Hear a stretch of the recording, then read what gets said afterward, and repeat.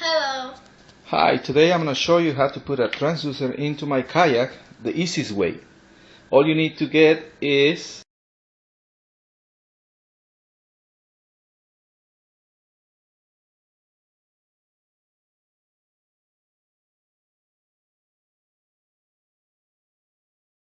ta-dun, dun-dun, dun-dun.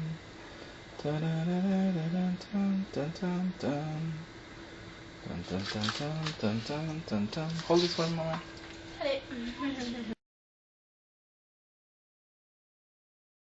Dun, dun, dun, dun. Dun, dun, dun, dun, dun. Dun, dun, dun, dun. Dun, dun, dun, dun, dun, dun, dun, dun, dun, dun, dun, dun. Dun, dun, dun, dun, dun. Dun, dun,